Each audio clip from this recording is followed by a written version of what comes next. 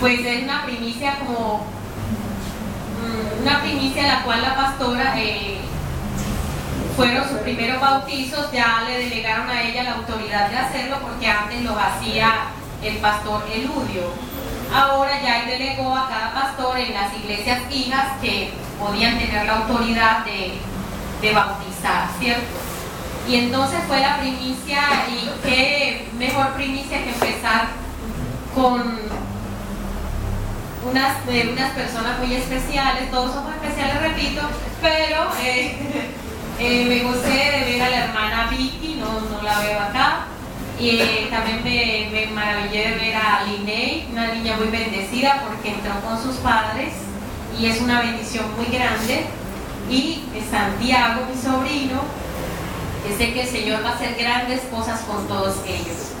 Fue un momento muy bonito, muy sencillo, muy especial, y con la presencia del Espíritu Santo, que es lo más importante. Amén. Entonces, hacía unos días el hermano Jorge me dijo: hermana, por favor, comparta la palabra el sábado. Entonces me quedé pensando y dije: Señor, por favor, dame una palabra para el sábado. Y cuando el Señor, no sé a mí, a ustedes, pero a mí cuando el Señor me va a hablar, a mí se me agita el corazón, se me acelera mucho. Cuando viene una palabra o cuando va a ocurrir algo especial, a mí se me acelera el corazón. Entonces abrí la palabra y me habla el Señor en el bautismo de Jesús. Qué curioso que justamente ese día había bautizo, o sea, hoy.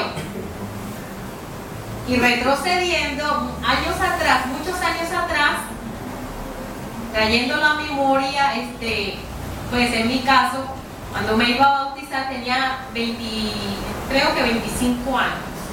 Eso fue hace rato ya. Entonces me bauticé, y cuando llego a la casa, ese día mi mamá no pudo ir. Cuando llego a la casa me arrodillo y estaba toda gomosita, llego y me arrodillo y le digo: Señor, tengo una palabra, y me habla del bautizo de Jesucristo. Y yo estaba muy feliz porque el Señor me estaba hablando allí en el bautizo de Jesucristo. Y me voy toda emocionada a contarle a una hermana que se llama Sor Ángel, ella ha venido por acá. Y le digo: hermana Sor Ángel, el Señor me habló en el bautizo de Jesucristo. Y ella se queda mirándome como esas madres sabias, como miran las madres sabias que ya tienen tanta experiencia, que no se llenan de emoción. Me queda viendo y me dice: ¿y usted sí leyó lo que viene después del bautizo de Jesucristo?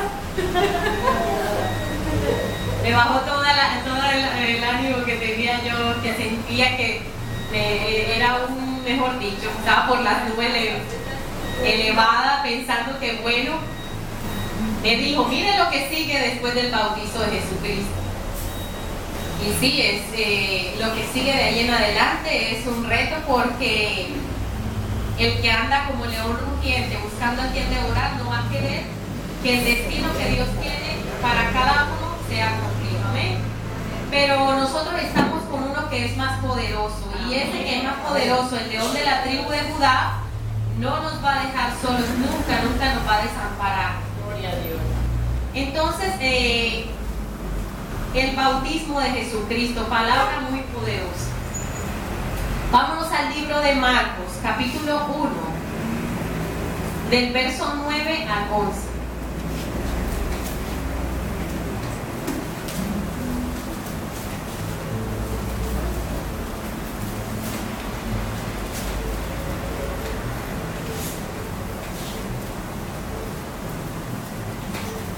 ¿Cuántos creemos que cuando se da el paso del bautizo ya no somos, ya lo que viene de ahí en adelante es como marcar un antes y un después, ¿cierto?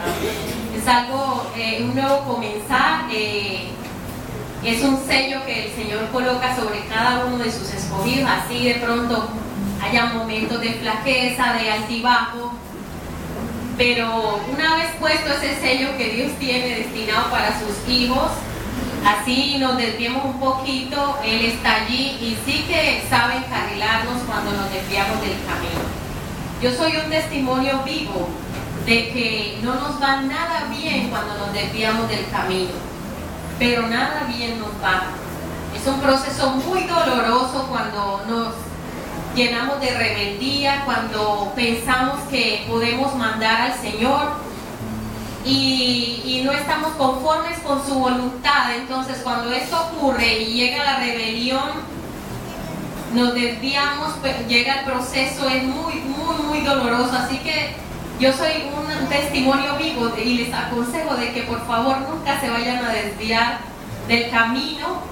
Y cuando sientan ataques muy fuertes del enemigo, por favor, ahí tienen a la pastora, a los líderes, acudan en apoyo espiritual, acudan siempre unánimemente y ante todo al Señor en oración, porque Él conoce la debilidad, Él conoce las flaquezas de que este mundo nos ofrece demasiados deleites, entre comillas, cosas que aparentemente son muy atractivas, pero que después van a traer un sinsabor muy grande, un vacío tremendo. Entonces, yo pasé por allí y no quiero que ustedes, por favor, vayan a dar ese paso, porque sería retroceder todos esos pasos que ya se dieron. Entonces, Marcos capítulo 1, versos del 9 al 11, dice la palabra: en el nombre del Padre, del Hijo y del Espíritu Santo. Aconteció en aquellos días que Jesús vino de Nazaret de Galilea y fue bautizado por Juan en el Jordán. Y luego, cuando subía del agua, vio abrirse los cielos y al Espíritu como paloma que descendía sobre él. Y vino una voz de los cielos que decía: Tú eres mi Hijo amado, en ti tengo complacencia. Gloria a Dios. Santa es tu palabra, Señor. Tu palabra es pura, Señor. Tu palabra nos lava y nos purifica, amado Dios. Tu sangre preciosa, Señor. Oh, amado Rey, gracias por ella, Señor. ¿Cuántos creemos que el bautizo trae transformación? Todos lo sabemos, que el bautizo nos ayuda a transformar. El bautizo en fuego es el que realmente hace un cambio en la vida del cristiano. Está primero el bautizo en agua, ¿cierto? Todos conocemos el bautizo en agua, que es un paso de obediencia, donde dejamos la antigua vida de pecado y así el acto en que se hunde la persona hacia atrás es morir hacia el pecado y salir hacia una vida nueva, ¿cierto? En Cristo Jesús. Entonces, cuando estamos en ese acto de obediencia, el Señor se agrada de ese paso que damos como sus hijos para poder empezar a ejercer un ministerio.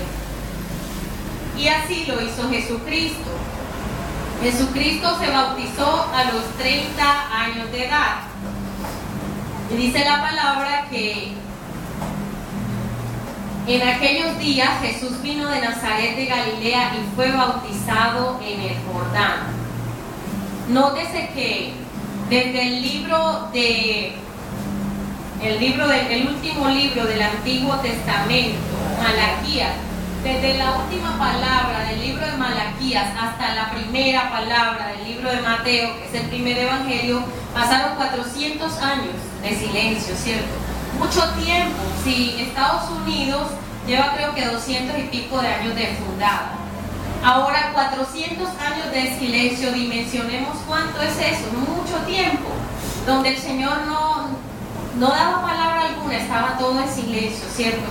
Su pueblo quizás esperaba un rey en un trono o alguien muy imponente. Por eso es que a esta hora los judíos aún no admiten que Jesucristo era el Mesías, ¿cierto?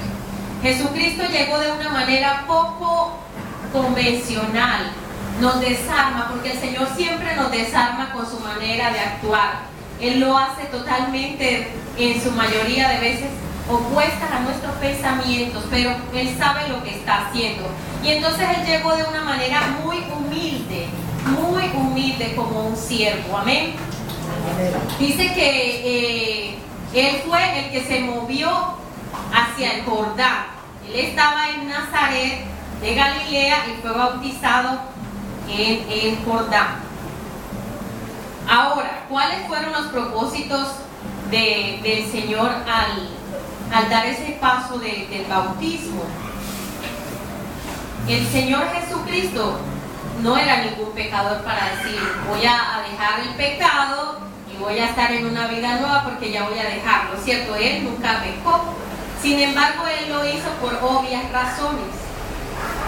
Y esas razones fueron para testificar, primero, para testificar su consagración de su consagración a su misión de traer el mensaje de salvación a todas las naciones. El segundo motivo fue para demostrar que Dios aprobaba y respaldaba esa misión.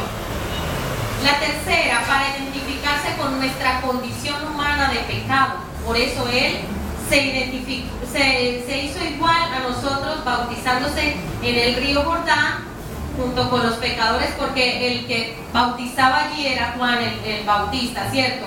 Y este hombre fue algo particular desde su nacimiento, apartado, consagrado, no se mezcló nunca en el sentido pues religioso con las congregaciones, sino que estuvo siempre aparte. Fue una señal muy obvia, muy evidente de que ese bautizo era de parte de Dios, ¿cierto? Solamente de parte de Dios. Entonces, la cuarta, para comenzar oficialmente ese ministerio en forma pública. Si nosotros nos damos cuenta, todo lo que el Señor hace, lo hace de manera pública. Él no hace nada a escondidas. Cuando hacemos la oración de fe, la hacemos de manera pública. Siempre hay testigos, ¿cierto? Cuando damos el paso del bautizo, siempre hay testigos. El Señor todo lo hace de manera pública para que todos vean el antes y el después. Gloria a Dios. ¿Cuánto lo creemos así? Amén. Entonces, el quinto, para darnos un ejemplo de que debemos imitarle a Él, ¿cierto? En este paso del bautismo en agua, el bautismo cristiano. Lo hizo en el Jordán. ¿Por qué lo hizo el Señor en el Jordán? ¿Qué significa el río Jordán? El río Jordán, si nosotros miramos, la tierra, el pueblo de Israel cuando pisó la tierra prometida, ¿estaba en dónde? Estaba el que estaba en la mitad era el río Jordán, ¿cierto? Estaban en el desierto, pasaron a la tierra prometida, y ahí el que hacía ese límite era el río Jordán, el que dividía el río Jordán. El Señor lo hizo en este lugar. Entonces, cuando llega Jesucristo a nuestras vidas, ya no hay, ese velo se rasga. Así cuando él murió en la cruz, el velo fue rasgado para que todos tuviéramos acceso a Él, ¿cierto? Ya no tanto protocolo, sino que, como lo hacían antes, sino que en cualquier momento yo voy con un corazón arrepentido a su presencia y allí lo tengo a Él, ¿cierto? Entonces, la misericordia y la gracia de Dios está abundante para nosotros, ¿cierto? Entonces, escuchamos cuando Natanael dice, ¿podrá de Nazaret salir algo bueno, cierto? No tenía buena fama el pueblo, este pueblo de Nazaret. Aún no es dimensionado en el Antiguo Testamento. Si podemos ver, en el Antiguo Testamento a Nazaret no lo mencionan por ningún lado. Pero en el Nuevo, Jesucristo apareció de este pueblo, al Señor le plació así, de Nazaret. Y los judíos, pues, no estaban como muy de acuerdo, porque allí en Nazaret de Galilea era que estaba la gente gentil, y por esta razón menospreciaban mucho el hecho de que Jesucristo fuera el Mesías. Por esta razón Nicodemo le habla hacia el Señor de noche, o sea, todo como con sigilo, porque la procedencia, ellos tenían ese prejuicio. El Señor Jesucristo siempre se pone en nuestra posición, Él mira nuestra posición, ¿cierto? Y Él se pone en nuestro lugar, nos entiende, pero Él no admite el pecado. Sin embargo, Él descendió a las aguas porque era necesario mostrar de que para poder iniciar un ministerio, para poder iniciar conforme a lo que Dios tiene, se hacía importante pasar por las aguas, para poder estar completamente libre del pecado en la vida vieja que yo traigo como persona y pasar a una nueva vida en Cristo. Pero ante todo, la humildad de Jesucristo es la que siempre va a brillar en todos estos pasajes, porque uno, ¿cómo la vemos? la vemos cuando él se dirige a buscar a Juan. Él no pasó ningún protocolo para que le hicieran la venia, porque es el Mesías, entonces vamos a hacerle, mejor dicho, los bombos y los platillos. Él fue y se dirigió hacia Juan, tanto así que Juan no quería bautizarle, dijo que no era digno de quitar, de siquiera hacer, de soltar las sandalias, ¿cierto? No era digno, entonces, pero era necesario. Jesucristo le dice que lo haga porque así era, que así estaba en las escrituras y era necesario que fuera así. Él bautizó en agua, pero el Espíritu Santo es el que nos va a bautizar en fuego. Cuando nosotros llegamos a los caminos de Dios y damos ese paso, nos bautizan en agua. Algunos hermanos han tenido la experiencia de ser bautizados de una vez en el Espíritu Santo, allí mismo en las aguas, pero Dios con cada persona hace como quiere, ¿cierto? Él a cada quien tiene un llamado, algo muy específico y se manifiesta como a Él le place. Entonces el bautismo en fuego es el bautismo que hace el Espíritu Santo, y ese no es por hombre, ese es del mismo Dios, ¿cierto? Ahora, la llenura del Espíritu Santo, eso es otra cosa muy diferente, porque yo puedo tener los dones de hablar en lenguas, o las manifestaciones de los dones, ¿cierto? Pero eso no quiere decir que yo esté lleno del Espíritu Santo. Eso son manifestaciones, porque eso es como cuando yo tengo un carro, ¿cierto? Y lo lleno de gasolina.